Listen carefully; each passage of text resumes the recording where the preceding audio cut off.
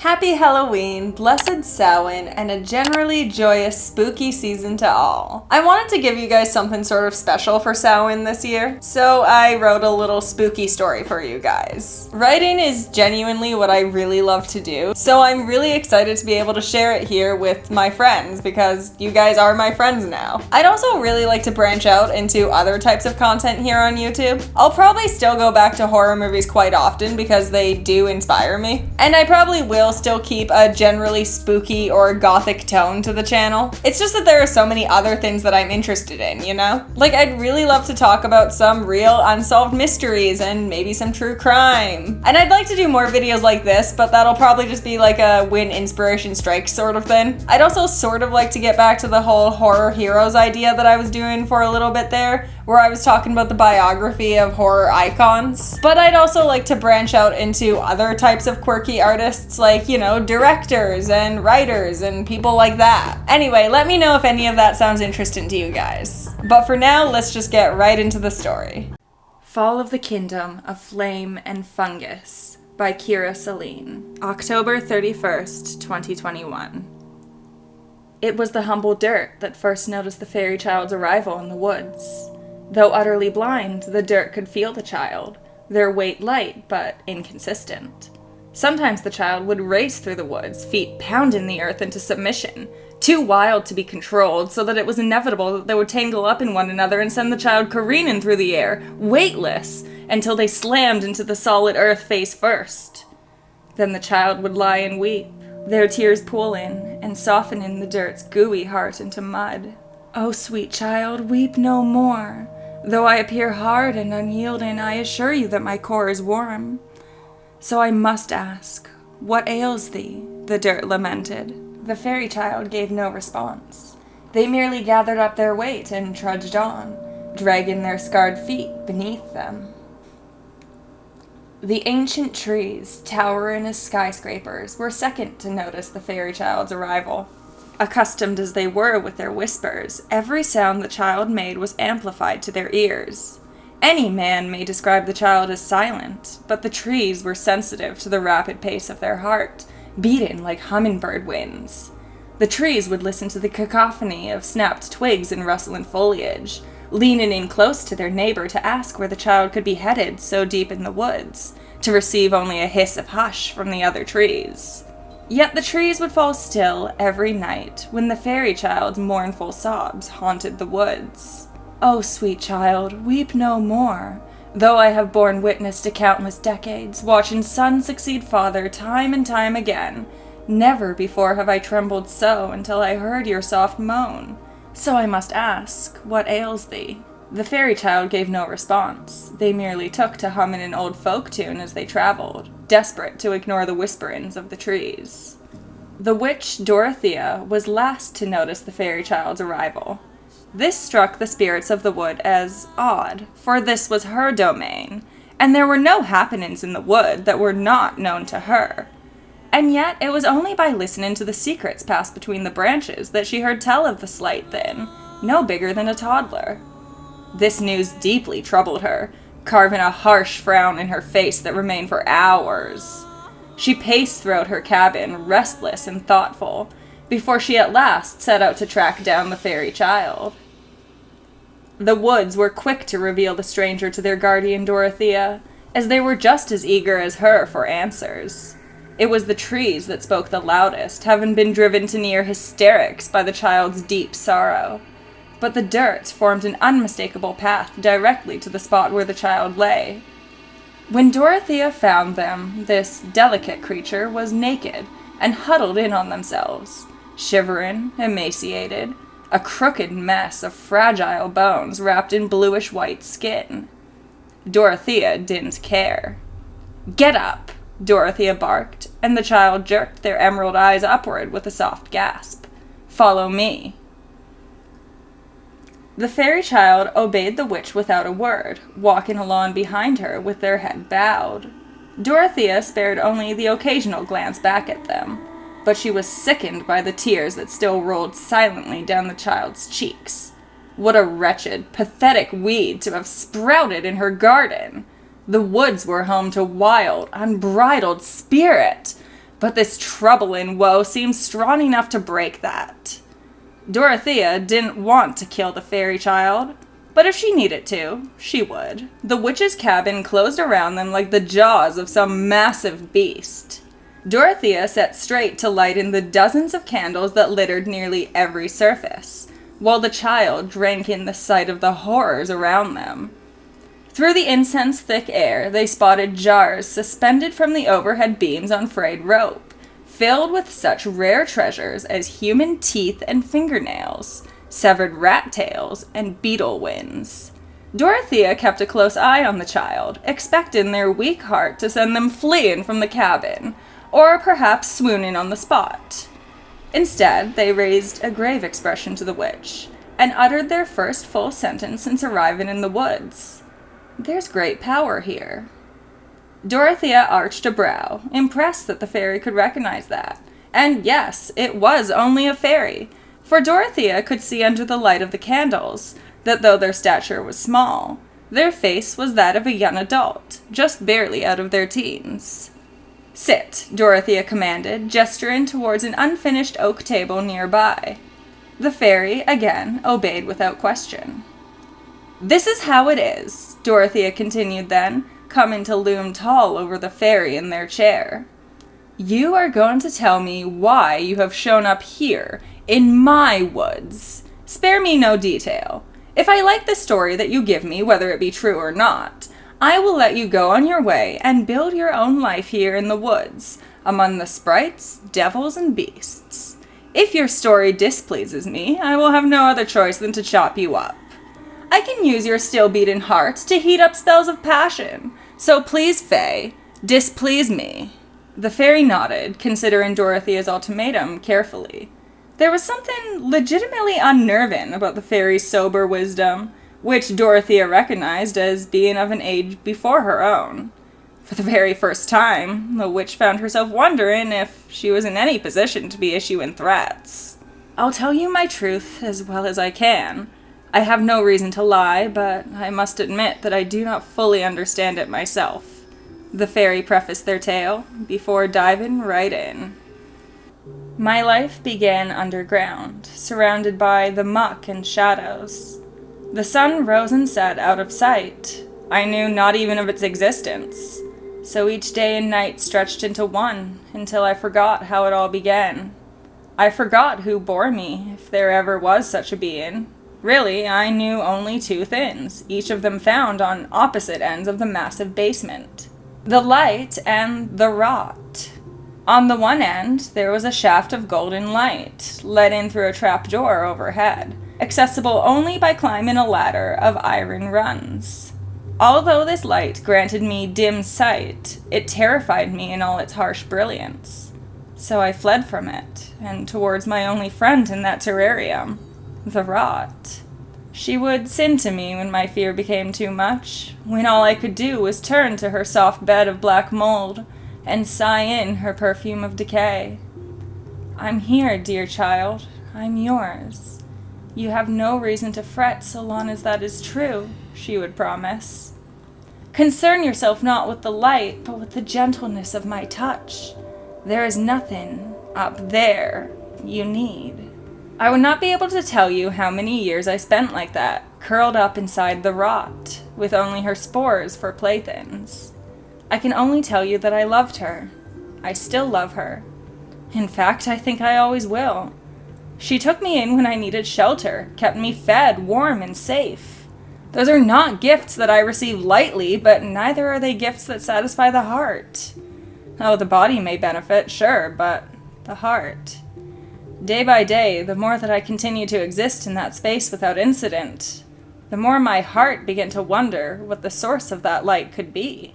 The rot implored me to forget it all. There are things out there that can hurt you. Bad things, child. At least here, nobody can spot us in the shadows. Yet the voice I heard above my head sounded kindly. It was a man, a storyteller, who punctuated nearly every tale with a jolly chuckle that made me feel strangely warm inside. I'd sit beneath that pillar of light for hours, listening, enraptured, as the storyteller babbled on about worlds I'd never seen. He spoke of exciting things, of mischief and adventure, of pirates on the high seas and dragons that hoarded gold beneath ancient kingdoms. But sometimes he'd finish his stories with a pause, and my every muscle would tense, knowing as I did that I should flee now, before giving him a chance to speak. I didn't. I heard him out every single time. "I know you're there, child. Why don't you come on out? You know you want to." And you know what, witch? I did want to. It was an itch, a hunger pain, a need that I had no choice but to attend to. My love for the basement and the rot within it had not waned whatsoever, and yet the longer I remained there, the more the things I didn't know nagged at the back of my mind. It took 2 failed attempts before I made it upstairs on the 3rd. The first time, I was thwarted only by the rot, as she caught me eyeing the ladder and gave me a severe tongue-lashing for it. On the second occasion, I managed to get a hand on the first run, and jerked it back instantly. The iron, which had not known a life outside of this mysterious light, was scalding to the touch, like pressing your hand to a hot burner without realizing the stove was even on. I watched the shining pink welts open up across my palm, and I thought to myself, well, that's what you get. The rot warned you to stay away, and this wouldn't have happened if you'd listened. I lifted my eyes to that shaft of light, little more than a blinding hole in the roof, from this vantage point. The storyteller was rambling somewhere up there, but I could not make out a distinct syllable. Instead, unable though I was to tear my gaze away, I returned to where the rot constantly awaited me. Over time, however, even my fear of pain began to subside, replaced by the simple knowledge that touching the ladder was going to hurt and I could handle it. So I just did it. I took the first run in my hand, and it was like gripping onto a burning log. I gasped. The pain was shocking, but not enough to deter me. I gritted my teeth and lifted my other hand to the second run. It was like dipping my whole palm into boiling oil. The third one made me sick to my stomach, and the fourth stole a patch of baked skin. But then I was up and through the trap door. And suddenly, the pain was everywhere. The world above was too bright, too hot. Just being there was like being gradually cremated. I screamed and tried to scramble back to the security of the shadows, but just at that moment a face filled my vision. It was the storyteller's face, white as the white-hot sun and split through the middle with a too-wide grin. "Don't give up now," he boomed, and in the plains of Africa, a maned lion released a powerful roar. "You're already so close! There, right there!" He pointed towards a heavy stone door with an ancient brass knob. "That's where all the stories take place. Go on, what's stopping you?" "It hurts," I whined, raising my blistering arms for him to inspect. The bubbles floated to the surface, swelled, and then popped right before his eyes, releasing streams of pinkish pus. "Oh, what's a little pain when the reward is so great? Think of all that lies beyond that door, child. Don't you want it enough?" So I struggled to my hands and knees and attempted to crawl toward that door. He was right. I wanted it.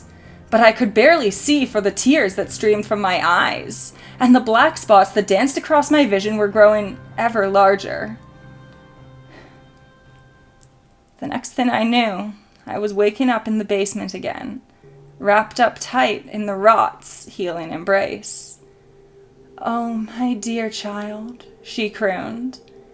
"Why did you think you could do that? You're not nearly strong enough. Stay down here with me." But the image of that stone door, it haunted me. And now, when I'd sit beneath that shaft of light and listen to the storyteller, I knew where his stories took place. It took plenty of time for my wounds to heal, and the memory of pain can fade plenty given time. And besides, I was forming a plan. By night, the rot would surround me in her spores, which would seep into my skin and soothe the angry burns. Popped blisters hardened into bloody armor, and it gave me an idea. Of course, I knew to test it out first. While the rot slumbered, I gathered up a handful of spores and rubbed them deep into my palms until it turned a strange, deoxygenated blue. It was unpleasant. I had never before noticed just how damp and foul-smelling the rot was. But when I laid my hand upon the ladder run, there was no longer any pain. The rot had protected me, just as she always had. I stole more spores after that, as many as I could carry. I weighed myself down with them until each step dragged. All my strength was demanded just to climb the ladder, but I did not suffer a single burn. By the time that I heaved myself up and through the trap door, my muscles had been reduced to jelly, incapable of holding me upright. I collapsed to the floor, just at the storyteller's feet. "You're back," he boomed, and in a far-off English field, a wild horse broke into a thoughtless gallop. "I knew you would be. Go on, then. Door's right there." So I struggled to my hands and knees and attempted to crawl toward that door. But it seemed so far away, so impossible to reach. And I was so small. What was I doing? Even if I managed to cross the endless chasm that separated me from it, did I really believe that I'd be able to push such an ancient and massive door open? It was hopeless. I was stupid for even trying. The next thing I knew, I was waking up in the basement again, wrapped up tight in the rot's healing embrace. Why would you ever try to leave me? Don't you realize that this is the only place where you're safe? That I am the only one who will ever love you? She couldn't let you leave, Dorothea interjected. It was the first time the witch had spoken since the fairy had begun their story, and it gave them a start. The fairy lifted their emerald eyes to her, expecting judgment and finding only enrapture. Rot is a weak energy, Dorothea continued by way of explanation. It's very rarely heard unless it's been able to leech off of a fairy's magic for some time. If you were to leave, there'd be no more magic. She'd weaken. I know that now. But at the time, I thought she loved me. I thought she was right about me, that I was weak and in need of protection. Her protection. Only she knew how to properly protect me, because only she understood what was happening. I must have lost years like that, down in the shadows. So what changed? Dorothea asked, arms crossed hard over her chest. The fairy raised a pointed chin to the witch. The sparks came to me, falling in through that trap door, they said. Even restrained in spores, I would still sit by the light and listen to the storyteller speak of princesses rescued from towers, and damsels risked off to giants' lairs. And one day, a tiny spark fell before me. It gave a little hop, and spoke in a high-pitched voice that did not exist outside my head. "This isn't fair," it said, and then fastened itself tight to my wrist. I tried to shake it off, but it wouldn't budge, so I instead took to concealing it beneath bracelets when I was around the rot, and playing carelessly with it when I was alone. It was a comforting spark, warm through and through, though it would sometimes burn me if I played with it too long. On another occasion, 2 sparks rained down on me while I listened to the storyteller. Like the first, these ones gave a little hop and then spoke a line each. "You matter," and "You deserve happiness." These sparks fastened themselves to either side of my neck, and although I was able to conceal them with more jewelry, the thick chokers were beginning to feel like a noose around my neck. I couldn't understand it. I loved the rot, but I couldn't breathe around her. The only time I felt truly happy was listening to the storyteller. The next spark I received came alone, but it came charged, larger than any other. It gave a majestic leap forward, demanding in a strong, authoritative tone, "What do you want?" And then it fixed itself right to the center of my forehead, and a shudder went through me like the ripples in water. I was facing the iron ladder then, and I knew what I wanted. I wanted my stories. I took the first run in my hand. No pain. The spores did their trick, though their weight was lessened by the sparks. I moved up to the second run. That was when I heard it. A horrible screech, the sound of beasts gurgle in their last breath, and memories crumble into dust all in one. There was a massive thud, and the walls trembled in such a way that I was nearly knocked free from the ladder entirely. I looked back just in time to see the rot, slamming her massive body into the basement walls, flinging herself wildly about, sending a spray of grave dirt and liquidated bones and rotten meat flying. "No!" I cried, for the structure couldn't handle this sort of abuse. "No, please!" But she couldn't hear me. She just continued smashing into walls, ripping herself apart, screaming, "Don't leave me!" All while the dirt roof rained down around us. I had to make a choice at that point. I could either release the ladder at the risk of being buried alive with her, or I could keep climbing, leaving her here, alone. The ladder gave another violent shake that threatened to send me loose, and in a panic, I lifted myself onto the third run, the fourth, and then I was hoisting myself up through the trap door, just as the rot released another haunting howl. For whatever reason, I had expected to find peace above ground, but here too the walls shook as though in a violent earthquake. I found the storyteller attempting to hold the walls together, screaming as he did, "Blast you, foul woman, you'll kill us all!" And in the thickest woods, the wolves howled for their lost brother, but it was no use. The walls were crumbling away in massive rocks that threatened to crush bone.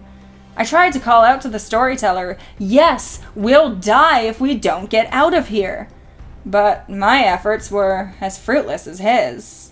I couldn't convince him that the kingdom would fall regardless, any more than I could dissuade the rot from feeling the way she did. At that point, my only option, really, was to run for that stone door.